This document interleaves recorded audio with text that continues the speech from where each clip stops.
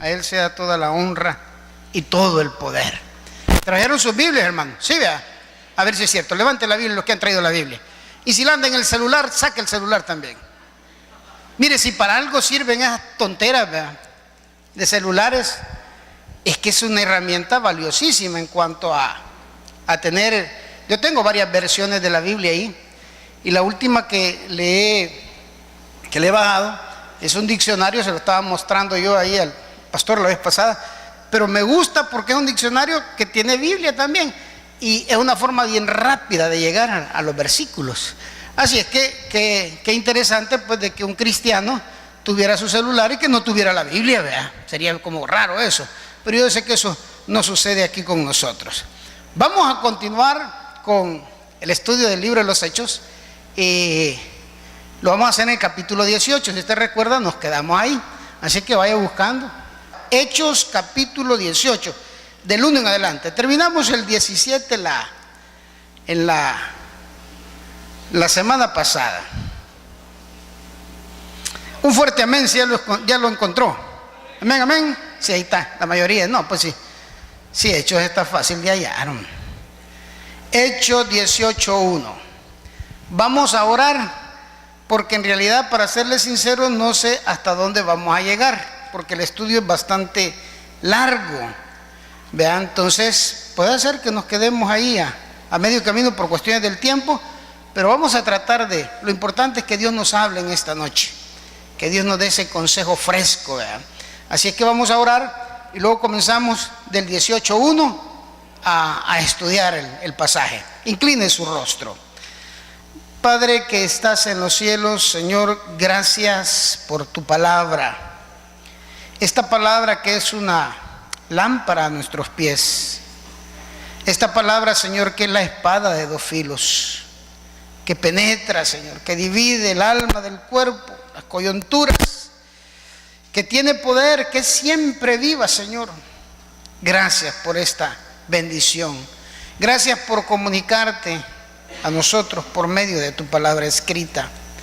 Gracias, Padre, también porque a pesar de lo que somos, a pesar de lo que hacemos, tu mano de misericordia siempre está extendida. Muchas gracias por eso. Te pedimos por los hermanitos que no pudieron venir este día, que les cuides, Señor, que les animes a algunos si están desanimados, que les sanes a algunos si están enfermos, y que puedan estar con nosotros aprendiendo de tu palabra aquí siempre y alabándote, Señor. Muchas gracias. A ti sea toda la gloria, toda la honra y todo el poder. En el nombre de Jesús oramos. Amén y amén. Gloria a Jesús. Bueno, arranquemos pues, para que nos abunde el tiempo. En el versículo 1 dice: después de estas cosas, Pablo salió de Atenas y fue a Corinto. Póngale pausa, primer versículo. ¿Después de cuáles cosas? ¿Se recuerda usted de dónde venía Pablo? Bueno, viene de ser un recorrido exagerado, ¿verdad? Pero los últimos acontecimientos de Pablo, que siempre están relacionados con la predicación, como que se movió en circunstancias diferentes. Dependiendo de dónde llegaba, la gente así reaccionaba. En algunos lugares, en todos los lugares le fue muy bien, pero siempre hubo oposición. Y es lo que le vuelvo a repetir, y por cierto, en este estudio está también, que la palabra de Dios, cuando es predicada, tiene nada más dos respuestas, solo dos. Una es cuando los hijos de Dios oyen la palabra, la reciben, son llamados al arrepentimiento, se convierten de sus malos caminos. Eso es el Hijo de Dios. Se siente confrontado el Hijo de Dios, pero el que no es hijo de Dios se siente ofendido, se siente endiablado, y es la verdad, porque como solo hay hijos de Dios y hijos del diablo, ¿verdad? Se siente incómodo, de tal forma que, recuerda usted, cuando comenzamos a estudiar el libro de los Hechos, el primer mártir, Esteban, dice que rechinaban los dientes. Yo imagino esos viejos, ¿verdad?, fariseos, que se sintieron desenmascarados. Y Esteban les lanza un discurso, por utilizar la palabra, les predica de una forma, les dice la verdad tan clara que lo arrastraron y lo apedrearon. Así de enojados estaban. No lo llevaron a juicio, no lo llevaron a que lo metieran preso, no, lo arrastraron y lo apedrearon. Entonces esas son las dos reacciones. Ahora lo que estamos viendo es cómo Pablo, el gran apóstol, maneja estas situaciones. Porque el libro de los Hechos, eso es lo que nos enseña, la expansión del evangelio. Entonces, en alguna ocasión que nosotros nos encontremos en una situación similar, usted sabrá cómo manejar esa situación, porque ya lo leyó, ya vio cómo le hizo Pablo. Recuerda usted que hablamos de la astucia también del cristiano, de que Jesús dijo: miren, los mando como ovejitas en medio de lobos, por lo tanto no vayan, no se atengan, sean astutos como las serpientes. Usted viendo todo eso, quiero recordarle nada más, yo sé que usted se acuerda, los últimos 3 escenarios en los que Pablo estuvo. Venía de Tesalónica, venía de Berea, y lo último, después de estas cosas que dice que se fue para Corinto, venía de Atenas, los griegos. ¿Qué le pasó en Tesalónica? En Tesalónica dice que se pusieron celosos los religiosos al oír el evangelio de Cristo. Y recuerda usted cuál fue la estrategia de ellos. Se fueron, contrataron a unos ociosos, dice, hombres malos, para que le hicieran un relajo a Pablo, para que no lo dejaran predicar, bueno, para inclusive hasta lo pudiesen matar. Entonces esta gente mala, estos religiosos que se valieron de estos ociosos, lo persiguieron también cuando estaba en Berea. Hasta ahí llegaron. Cuando oyeron que Pablo estaba ahí, está cercano, por cierto, y que tenía éxito el evangelio, también fueron ahí a hacer escándalo y hacerle de revoltosos contra el evangelio. Es increíble, hermano, cómo alguna gente que demanda respeto y orden son los que hacen el relajo, el escándalo. Veía yo ahí un video de unas personas homosexuales que agarran un bujín a tirarle piedras y todo eso y a gritar cosas, y estaban enardecidos, están peleándose con gente que no les acepta a ellos, pero ellos piden que se les respete. Entonces, ¿cómo está la cosa? ¿Respeto? Quiere respeto también, ¿verdad? Pero como sabemos que detrás de esto, mire, hermano, usted no personalice nunca, porque vimos que no es contra carne ni sangre. No personalice. No es contra, sino contra huestes espirituales de maldad. Satanás, el diablo, utilizará a muchas personas para meternos a nosotros en conflictos. Entonces llegaron estos ociosos hasta Berea, y luego el escenario cambia repentinamente y llega ¿a dónde? ¿A dónde lo dejamos en el capítulo anterior, si alguien recuerda? Estudiosos de la Biblia, en Atenas. ¿Y quiénes vivían en Atenas? Los griegos, los grandes filósofos, pensadores, los epicúreos, que a todo le buscan la explicación.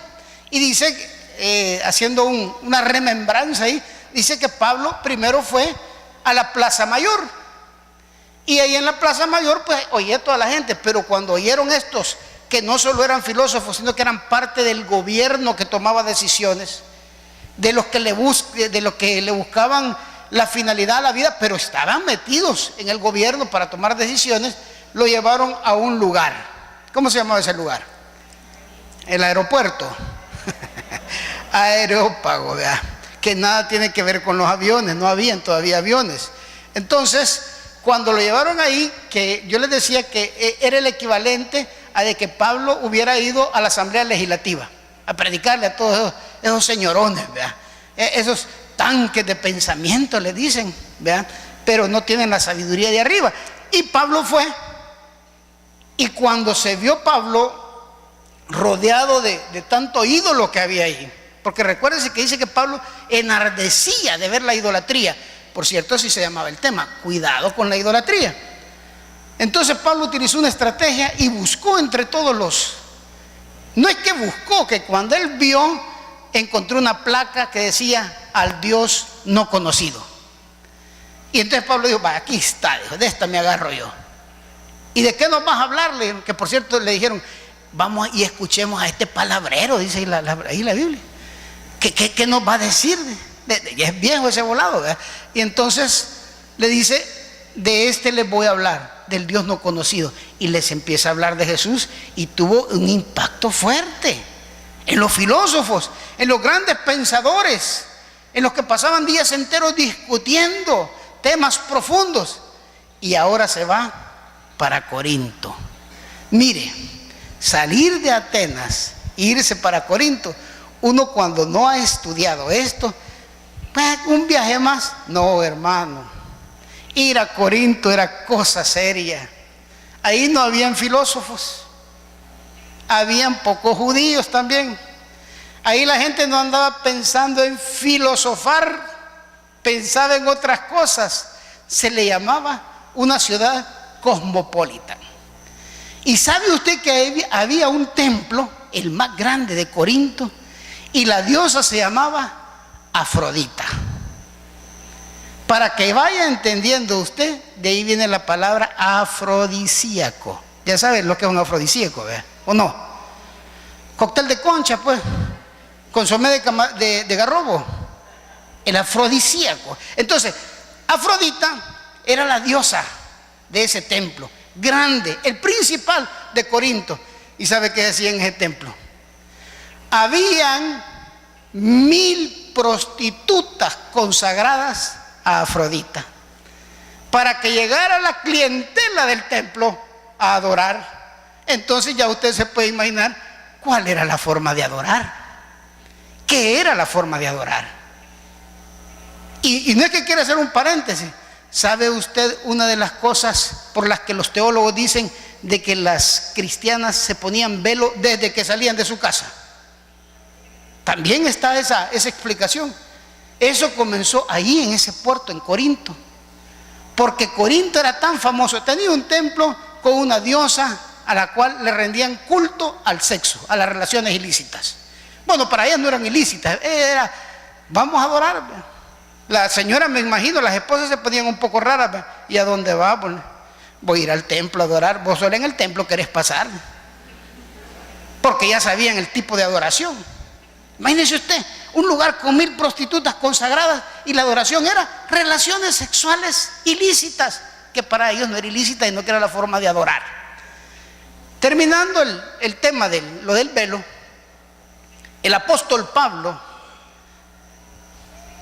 sugirió, esto no está en la Biblia, los teólogos dicen, los que llevaban la delantera sugirieron que los cristianos, desde que salían de su casa, las mujeres se pusieran velo, porque Corinto, siendo un puerto y la fama que tenía, ya se puede usted imaginar a los marineros, ¿verdad?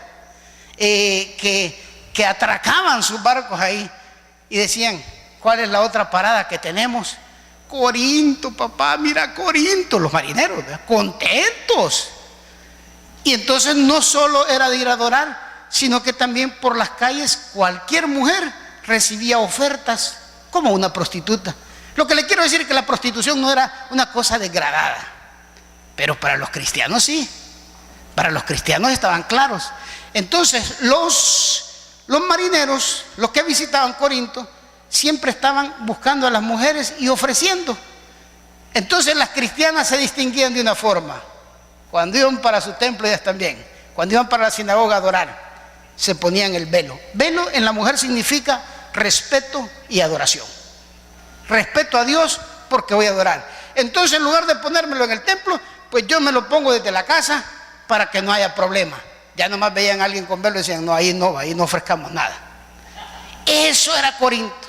Ahora imagínense, Pablo viene de hablar con los filósofos, de entenderse, de explicar cosas, y llega a un lugar donde la inmoralidad invadía.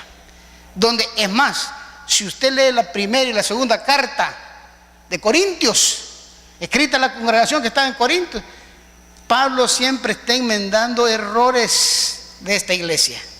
Les está diciendo, miren, fornicación y esas cosas que ni se mencionen en medio de ustedes.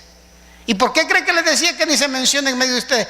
Porque muchos hermanitos que habían salido de esa adoración quizás comentaban, ¿verdad? Yo gracias a Dios ya no voy allá donde la Afrodita, pero te acordás cuando íbamos vos, sí, ella era tremendo, hermano. Entonces Pablo dijo, miren, eso ni lo mencionen. Lo que tiene que ver con eso ya es el pasado, ¿no? Primera y segunda carta de Corintios son cartas correctivas, diciéndole a la iglesia lo que tiene que hacer y lo que no tiene que hacer, de lo que tiene que hablar y de lo que no tiene que hablar. Entonces, ahora vemos a Pablo ahí. Y cómo sitúese usted en los pies de Pablo. Esto se llama tener empatía, ¿verdad? Ponerse en los zapatos de otro. Póngase usted en los pies de Pablo.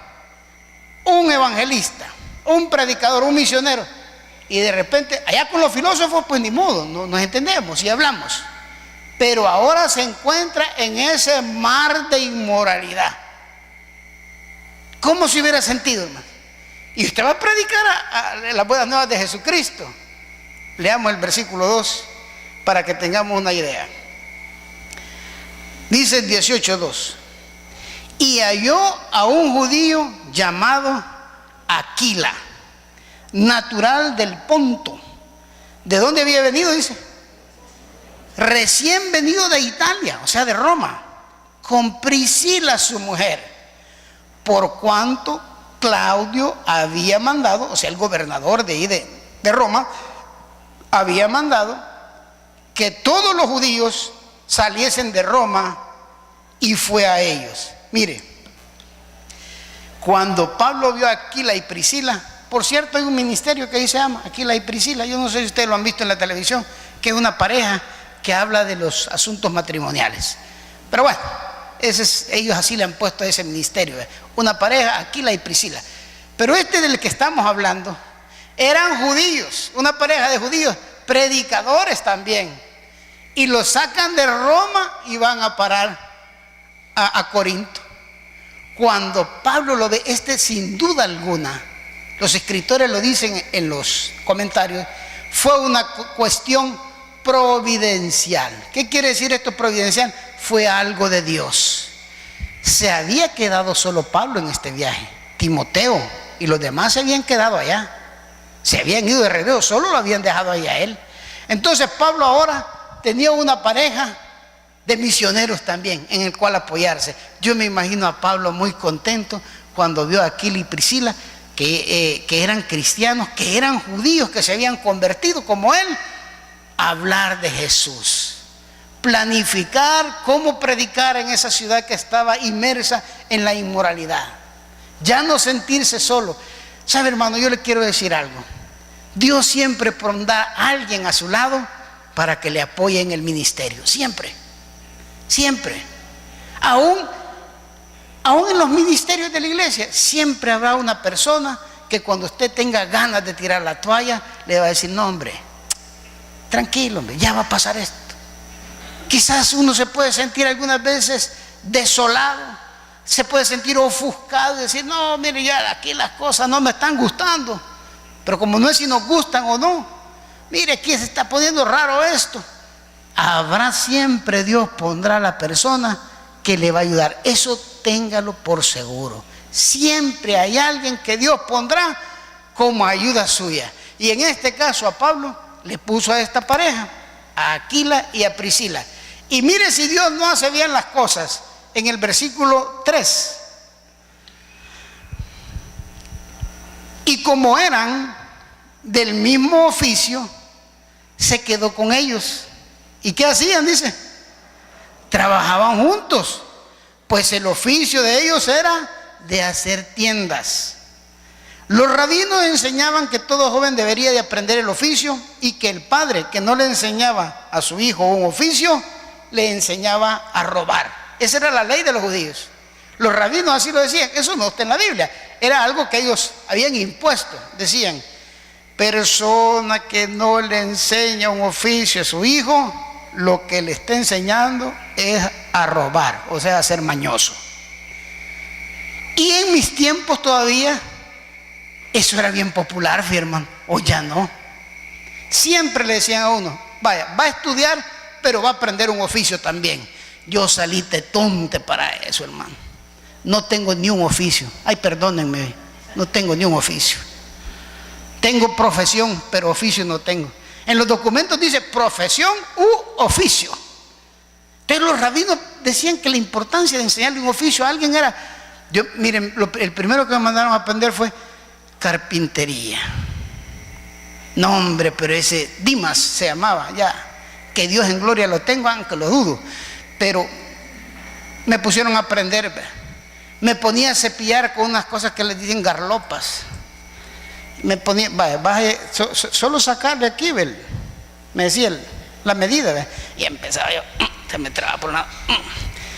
Y después, porque las garlopas se les regulaba la cuchilla.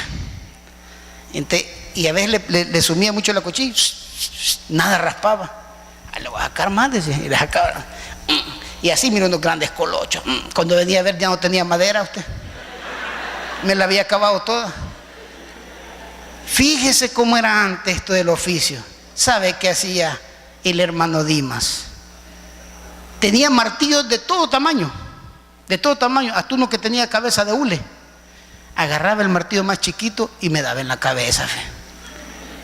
Mire, yo así con un montón de cachos llegaba a la casa. Cada regada un martillacito, pasmado. Me ponían a afilar las cuchillas de esos volados. No, hombre, yo las dejaba redondas. Bueno, por último les dije ya a mis encargados, porque mi papá no me mandó a aprender, fueron mis hermanos bárbaros, no me querían. Les dije, no traigo para la carpintería, lástima, el oficio de Jesús, no traigo. Pues vas a ir a aprender mecánica, la mieluda. Me dijeron, ay Dios, peor usted. Mire, si estaba debajo el que me estaba enseñando, me decía, pasame la 14. Y yo el montón de llaves, yo, ¿cuál la 14? ¿Cuál? Y le daba otra, la 14, hombre, me la tiraba. Y así le hice a la relojería también. Nada, usted. Siempre me sobraba el montón de piececitas. ¿Qué ganan que los relojes fueran como los electrónicos de ahora? No, hombre, si tenían un montón de piezas, los relojes eran de cuerda. De ahí viene esa palabra de que ya lo topaste de cuerda, porque se topaban y se arruinaban. Aquí nos enseña algo. Ya debe ver usted por qué le estoy contando tantos detalles. Pablo tenía su oficio, hacer tiendas. Aquila y Priscila tenían el mismo oficio, hacer tiendas. ¿Cómo cree que se encuentran dos que pueden hacer el mismo oficio? Se encuentran apoyados. De lunes a viernes, así era la cosa, así, de domingo a viernes, trabajaban ellos juntos. Me imagino que se ayudaban, buscaban clientes, el otro ofrecía. Y el sábado lo dedicaban a la predicación. No porque guardaran el sábado, sino porque el sábado era cuando había mayor afluencia de gente en la sinagoga. Por eso. Entonces eran del mismo oficio. Era importante tener un oficio en ese entonces, y ahora también. Veamos el siguiente versículo, el 4. Y dice: y discutían en la sinagoga todos los días de reposo, y persuadían a judíos y a griegos. ¿Se da cuenta lo importante que fue el apoyo de esta pareja? O sea, Pablo, compañeros de trabajo, compañeros de ministerio, trabajaban toda la semana y dejaban el día sábado, que era el día donde había más afluencia de griegos, de judíos en la sinagoga, y ellos discutían la palabra de Dios con ellos. Versículo 5. Y cuando Silas y Timoteo vinieron de Macedonia, aquí vienen de regreso los discípulos de Pablo. Pablo, ¿cómo estaba? Entregado por entero a la predicación de la palabra. Pablo en realidad vio la importancia de predicar la palabra en Corinto, hermano.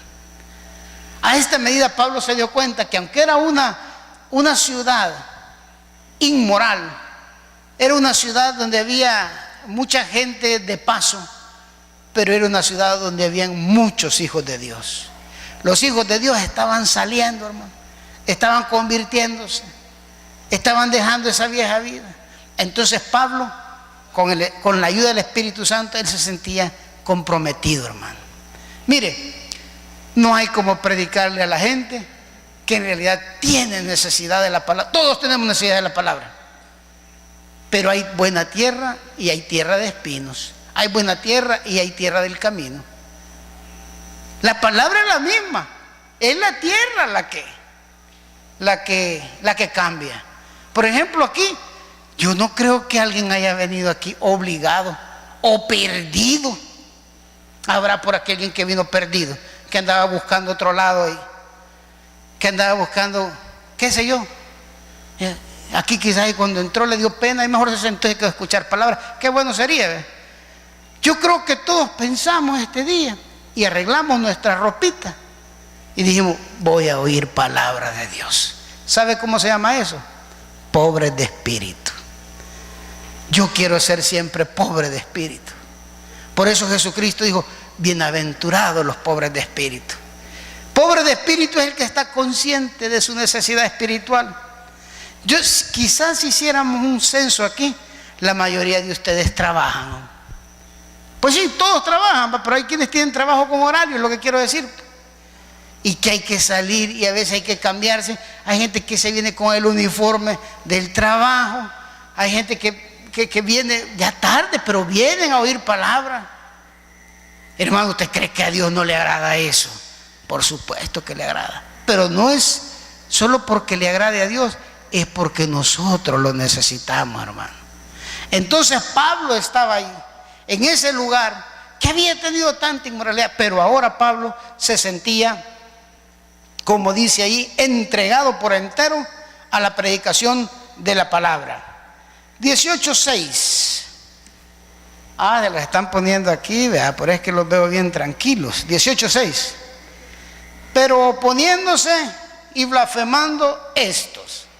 Mire, hermano, es cierto que nosotros hablamos de la palabra y que muchas personas no solo se van a oponer, sino que hasta van a blasfemar. Hay gente así. Hay hijos del diablo que no tienen escrúpulos para burlarse de Dios, hermano. Ahora, la palabra blasfemia quiere decir otorgarle o decir que lo que está haciendo alguien es movido por otra cosa que no sea el Espíritu Santo, y con eso hay que tener un gran cuidado. Un gran cuidado, porque hay quienes creen que blasfemar es decir sandeces contra Dios, contra Jesús. No. ¿Cómo lo sabemos? Hay un pasaje donde Jesucristo estaba echando fuera demonios, o sea, estaba liberando, y los fariseos dijeron, en el nombre de Belcebú echa los demonios, y Belcebú es otro demonio. Y entonces Jesucristo le aclaró y le dijo, miren, que ustedes hablen en mal de mí, bueno, no hay problema.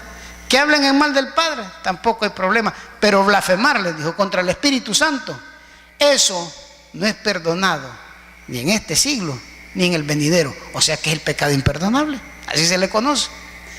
¿Y cómo puede blasfemar uno? Mire, hay que tener ese cuidado. Claro, un hijo de Dios jamás lo va a hacer. Mire, hermano, yo he hablado con borrachos que están, pero estallados de bolos usted. Yo eso lo he comprobado. Pero que están perdidos. Y si uno les habla de Dios, no crea que van a salir insultándolo a usted o las cosas de Dios. No, al contrario, se ponen bien espirituales. En serio, Dios, se conmueven cuando uno les habla de Dios.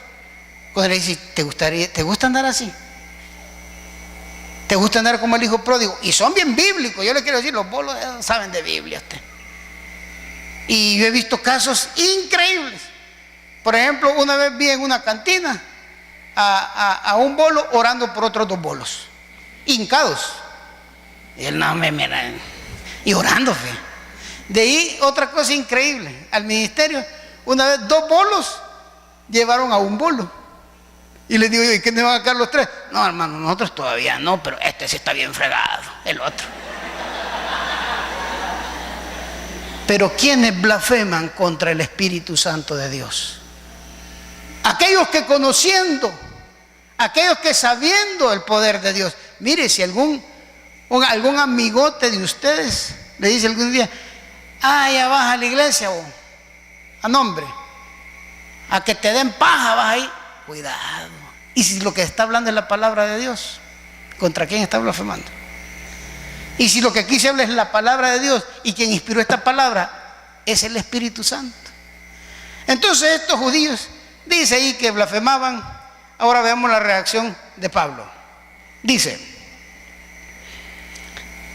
en el 7, y saliendo de ahí, se fue a la casa, es Heber, hermano, o ya me equivoqué yo. Sí, 7. Y saliendo de ahí, se fue a la casa de uno llamado Justo, temeroso de Dios, el cual estaba junto a la sinagoga. Y mire el 8. Y Crispo, nombre bien raro, va. Y Crispo, el principal de la sinagoga, ¿qué pasó con él? Dice, creyó en el Señor con toda su casa. Y muchos de los corintios, oyendo, creían y eran bautizados.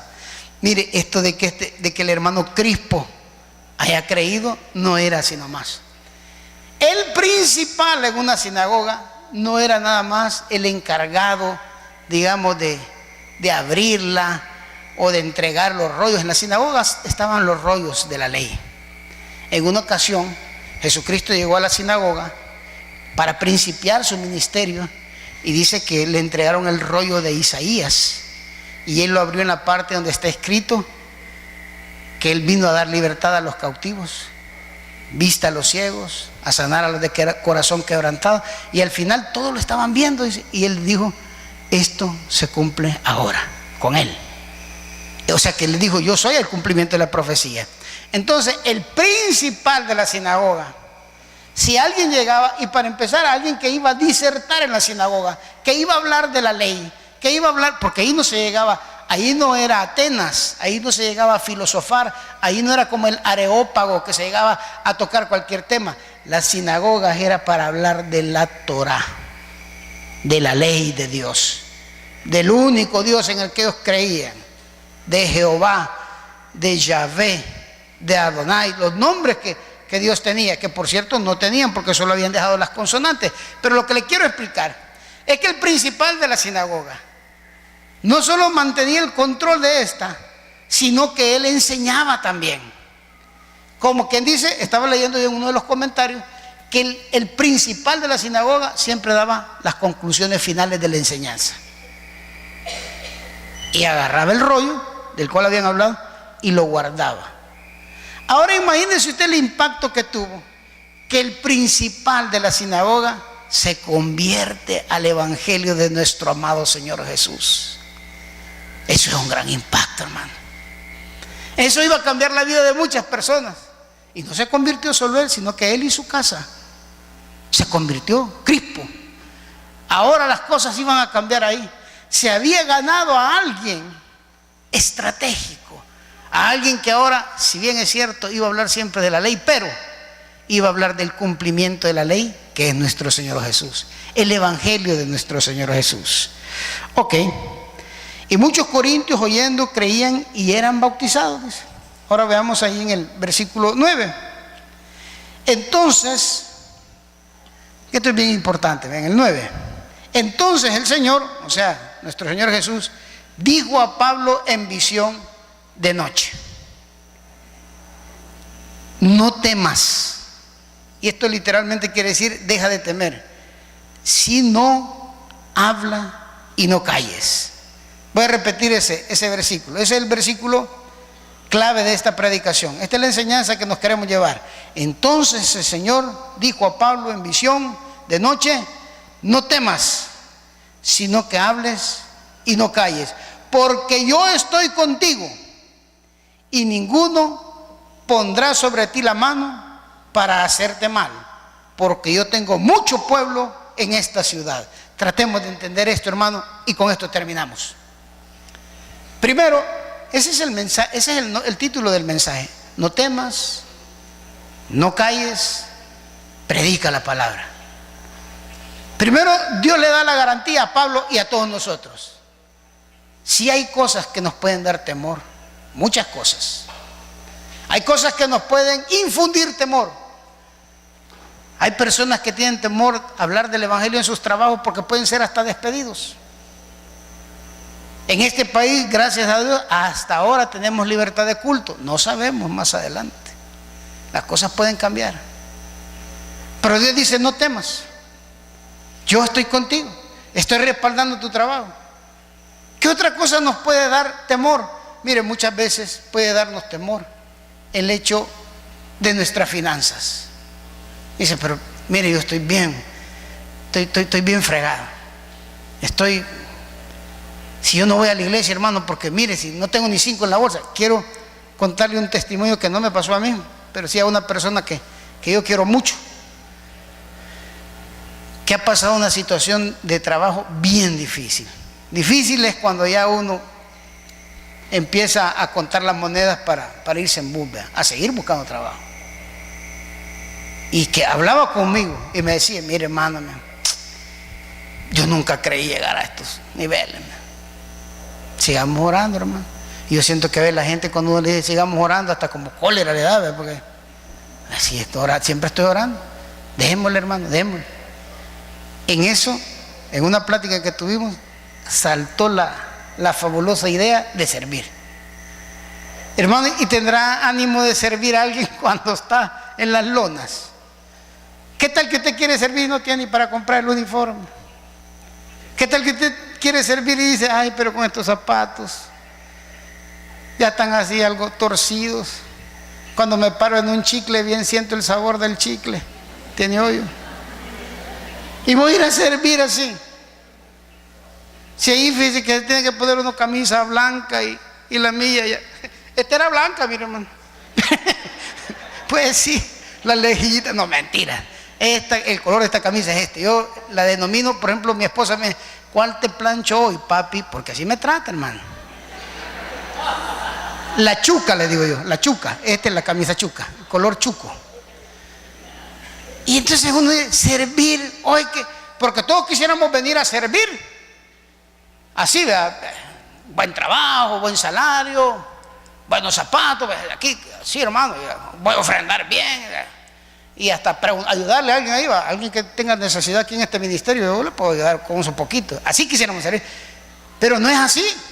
Entonces este hermano me comentó, entrémosle, le dije yo, mire, ¿quién quita que esa sea la llave para que Dios abra las puertas que usted necesita, hermano? Démosle. Dicho y hecho, hermano. Bendito sea Dios que este año lo ha recibido. Tiempo le hace falta. Y sobre todo, él está tan comprometido ahora con la obra que no, hermano. Yo sé que fue eso, que me pusiera a servir aún cuando estaba en la mayor dificultad económica. Pablo estaba pasando por dificultades en este momento. Y Dios le dijo, no temas. No temas porque yo estoy contigo. Y mire lo que dice en el 10. Porque yo estoy contigo y ninguno pondrá sobre ti la mano para hacerte mal. Porque yo tengo mucho pueblo en estas ciudades. O sea que Dios sí sabía que ahí en Corintios, ahí donde están todos estos jayanes, había pueblo de Dios, hermano, que había que predicarle para que saliera de ahí.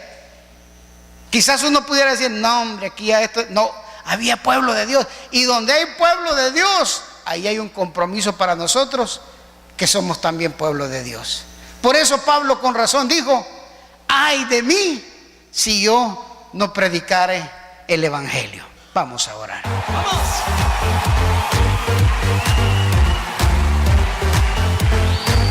Dile a la persona que está junto a ti, exalta conmigo a Jesús. ¡Vamos! ¡Sí!